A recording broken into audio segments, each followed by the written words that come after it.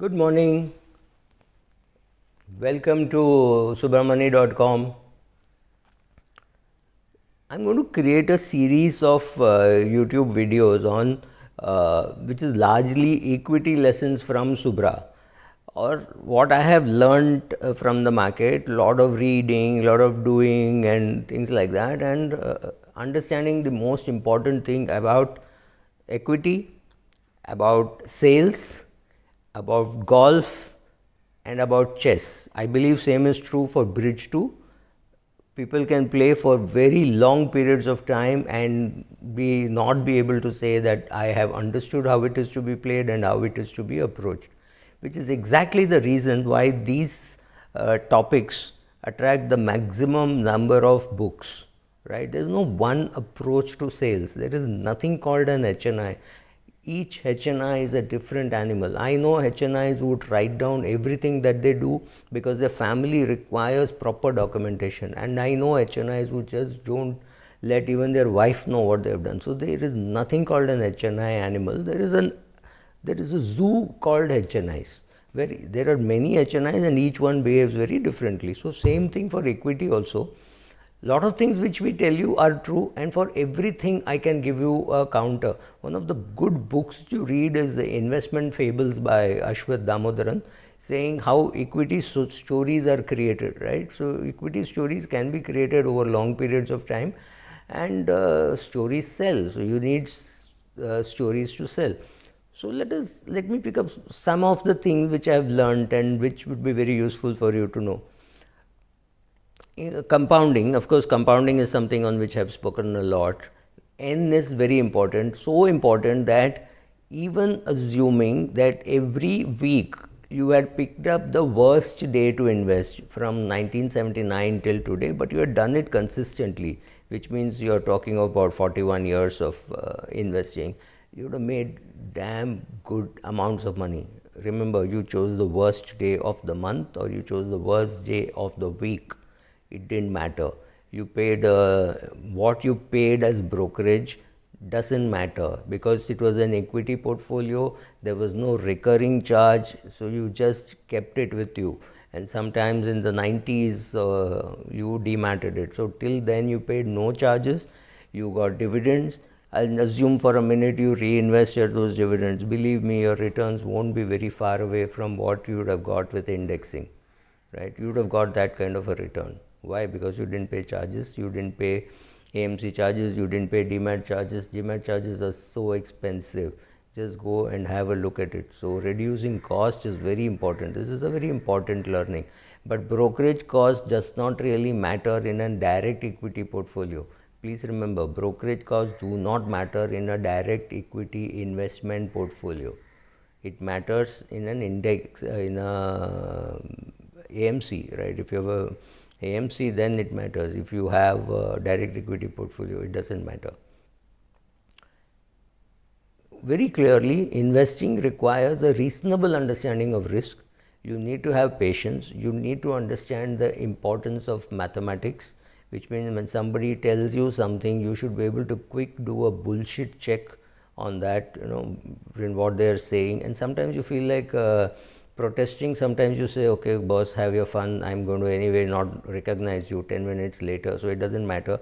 So a lot of people come up to me and talk a lot of nonsensical things about equities. I can live with that. So you will also have to learn to live with that. And remember, one very important thing to learn is you have to be able to sit for very long periods of time doing nothing. There are very long stretches when the shares in my portfolio like Nestle or a HUL or a Colgate have done nothing. There have been times when today I can go back and say, I wish I had sold Colgate and bought HUL, I would have made more money. And times when you feel that you should have sold HUL and bought P&G and you would have made money. I'm holding all these shares. They made money for me over long periods of time, and there would be periods of time when they have underperformed the Sensex.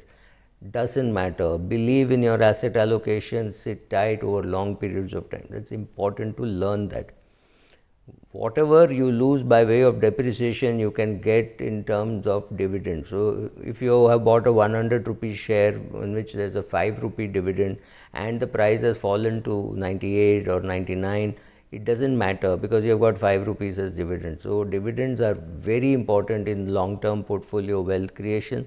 Though of course in India there are wealth creation studies who think dividend doesn't matter, but dividend does matter. So take the dividend, buy the shares of the same company. Let us say you have shares of Colgate, or you have shares of Kajaria Ceramics, whatever. You put 10 lakhs into it and you have got some 50,000 rupees or 75,000 rupees as dividend.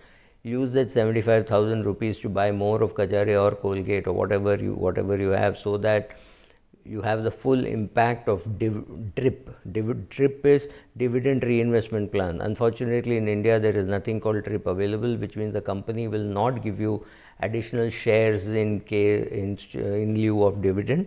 Whereas in US it is possible. Now it has become more difficult because dividends are taxable and there is TDS, so this DRIP cannot work. But however, DRIP can work at your end, right? So if you receive 50,000 rupees as dividend from Kajaria, go and buy Kajaria worth 50,000. As simple as that. You can do it.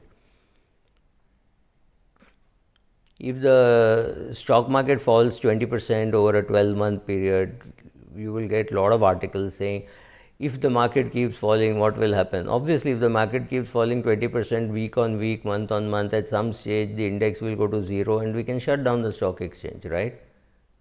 So don't believe these people. There is something called market is falling and something called market has fallen.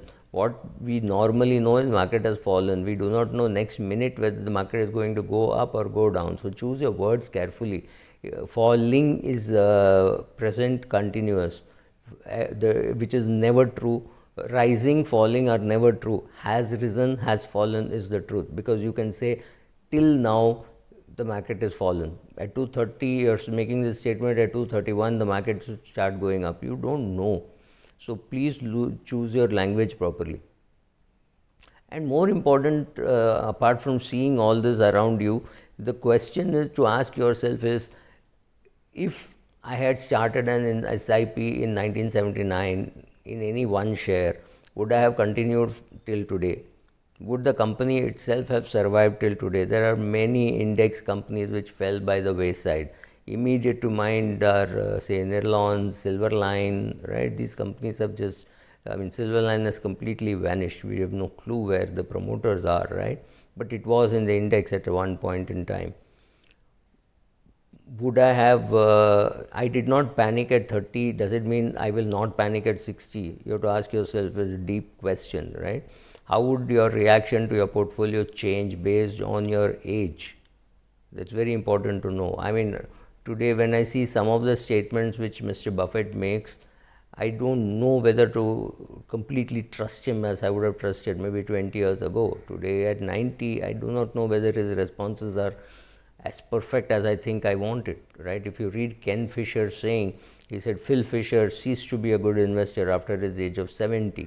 Maybe for Mr. Buffett that age is 89, we don't know, so you have to be careful about those things.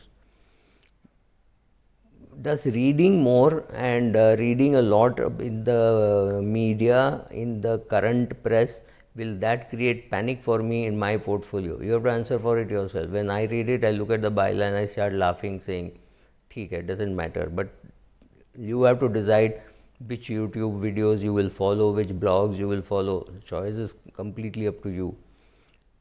Would I have at some stage sold a well performing equity fund to buy real estate? You have to answer this question, because one day you will have a well performing equity fund portfolio. On that day, how are you going to react? Are you going to say, oh God, 5 crore ho gaya, let me buy a flat with it? Perfectly all right, but at least know your own personality. Would I have just listened to my relationship manager and sold off Wipro when my portfolio was worth, say, 200 crores? Which means I'll miss the last 400 crores of the portfolio appreciation. Would I have done that? That's a good question to ask, right? So remember, you have to keep asking, keep introspecting, keep ruminating over things which you have read in the past. Exactly like a cow, you have to be able to pull the stuff out from your stomach and keep chewing, right? If you have stacked away things which you promise yourself, I am surely going to read this, go back and read it or delete it. Increase some space in your laptop, but it will get faster.